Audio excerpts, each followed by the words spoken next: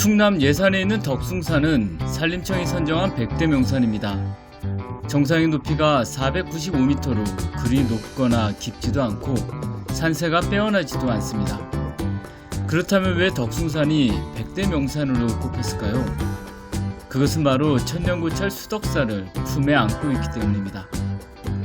그런 점에서 덕숭산을 제대로 즐기려면 수덕사를 충분히 보는 것이 중요합니다.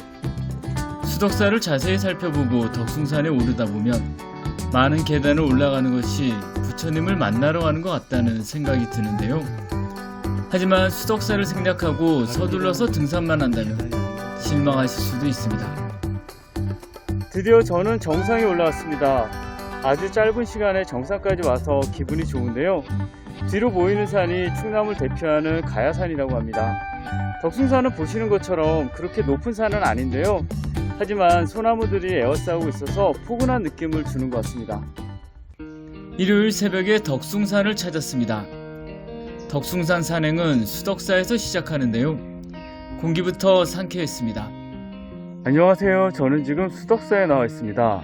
수덕사는 충남을 대표하는 전통사찰인데요. 볼거리가 많아서 가족끼리 올라가기에도 참 좋다고 합니다. 그럼 지금부터 제가 한번 올라가 보겠습니다. 수덕사로 올라가면서 멋진 조각상들을 많이 만났습니다. 보통의 절과는 많이 다른 느낌이었는데요. 마치 미술관에 온 것 같았습니다. 그런데 정말 신기하게도 진짜 미술관이 있었습니다. 너무 이른 시간이라 미술관 구경은 다음으로 미뤘습니다. 제 뒤로 보이는 해타교를 넘어가면 미술관이 나오는데요. 사찰 안에 미술관이 있다는 게 신기했습니다. 일주문을 넘어 대웅전을 향해 계속 올라갔습니다. 덕숭산의 정기를 품은 고고한 수덕사의 건축물들, 그리고 푸른 하늘의 조화가 멋스럽습니다. 금강문과 사천왕문, 황하루를 차례로 지나 대웅전 앞마당에 섰습니다. 국보 제49호인 수덕사 대웅전은 1308년인 고려 충렬왕 때 건립된 것으로 지나온 세월만큼이나 묵직해 보였는데요. 멀리 떨어져서 볼 수밖에 없었지만 부처님의 온화한 모습에서 기쁨과 인자함이 느껴졌습니다. 수덕사 대웅전 앞에 느티나무도 멋졌습니다. 대웅전 앞마당 좌우에 두 그루가 있는데 수령이 300년 정도 된 나무들입니다. 수덕사의 고풍스러운 분위기는 오래된 이 두 그루의 느티나무 덕이 커 보였는데요. 대웅전의 기둥도 느티나무라고 합니다. 네, 저는 이제 수덕사를 뒤로하고 본격적인 산행에 다시 나섰는데요. 이른 아침이라 그런지 새소리도 맑고 깨끗하고 공기도 정말 좋은 것 같습니다. 얼마 가지 않아 사면불상을 만났는데요.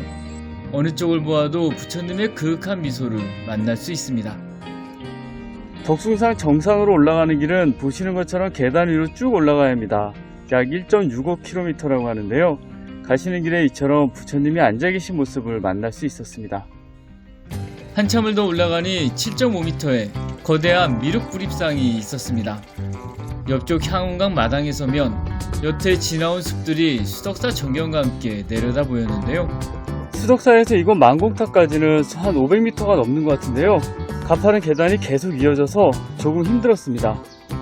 네, 만공탑을 지나서 올라가고 있는데 또 계단이 나왔습니다. 이게 높은 산은 아닌데 계단이 너무 많아서 결코 이게 온 가족이 오기는 적합하지 않아 보이는데요. 계속 한번 올라가 보겠습니다. 만공탑 왼편 길을 따라 100m 정도 올라가면 스님들의 찬선 도량인 정예사가 고즈넉이 자리하고 있습니다. 네, 탑 위로 올라왔더니 무건정신 수행을 중이네요. 이곳 정예사 앞마당은 덕숭산에서 제일 가는 조망터라고 하는데요. 하지만 스님들의 참선 공간이라 들어갈 수는 없었습니다. 조금 더 올라가서 정상으로부터 1km 남은 지점에 이르렀습니다. 이곳에는 뜻밖에도 해우소가 있었는데요. 너무나 깨끗해 보이는 모습에 얼른 들어가 봤습니다. 하지만 저는 깜짝 놀라고 말았는데요. 변기 밑이 뻥 뚫려져 있었습니다. 정상으로 가는 길에 이처럼 스님들이 운영하는 것 같은 텃밭이 있는데요. 배추와 같은 채소들이 풍성하게 자라고 있습니다. 정예사를 출발한 지 10여 분 만에 능성 갈림길에 이르렀습니다. 정상으로 가는 길에 갈림길이 나왔습니다. 왼쪽으로 가면 500m고 오른쪽으로 가면 740m를 걸어가야 되는데요. 오른쪽에는 전월사라는 절이 있습니다. 저는 그쪽으로 한번 가보겠습니다.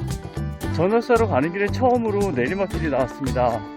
조금 반갑기도 한데요. 이게 마냥 좋기만 한 건지 계속 가보겠습니다. 역시 내리막길은 잠시였고 다시 오르막길이 나왔는데요. 하지만 정상에 가까워진 만큼 힘을 내서 더 올라가 보겠습니다. 전월사에 도착했는데 보시는 것처럼 출입 금지 구역입니다. 조금 아쉽긴 하지만 그냥 바로 정상으로 올라가겠습니다. 전월사까지 오는 데는 스님을 빼고는 아무도 만나지 못했습니다. 하지만 전월사에 오니까 거기서부터는 등산객들을 좀 만났는데요. 알고 보니 전월사로 오는 길 쪽에 다른 길이 있었습니다. 그곳에는 계단이 전혀 없었다고 하는데요. 하산할 때는 그쪽으로 가보겠습니다. 드디어 저는 정상에 올라왔습니다. 보시는 것처럼 정상 주변을 소나무들이 감싸고 있어서 포근한 느낌을 주는 것 같습니다. 이제부터 하산해 보겠습니다. 하산은 왔던 길을 되짚어 수덕사로 내려가는 것이 일반적입니다. 하지만 계단 걷기가 부담스럽다면 조금 돌더라도 흙길이 나을 수도 있는데요. 내려가는 길에 있는 큰 바위 위에 올라 전망을 바라보니 너무나 멋진 광경이 펼쳐졌습니다. 정상에서 한참을 내려오다 보니 큰 바위가 있어서 바위 위에 올라 앉았는데요. 여기서 보니까 전망이 오히려 정상보다 좋은 것 같습니다. 하지만 조금 조심해야 될 것 같은데요. 다시 내려가 보겠습니다. 정상에 올라갔다 내려왔습니다. 다시 전월사 앞인데요.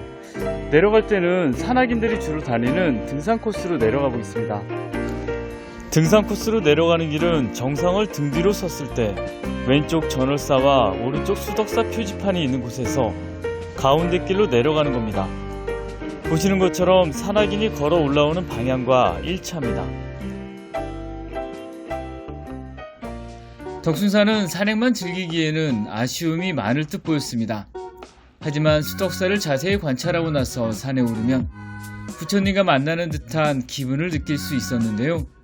급하게 올라가는 산행이 아닌 예쁜 꽃과 나무도 보고 사진도 찍으면서 여유있게 즐기는 산행이 중요해 보입니다. 그럼 다음에 또 좋은 산을 소개해드리겠습니다. 감사합니다.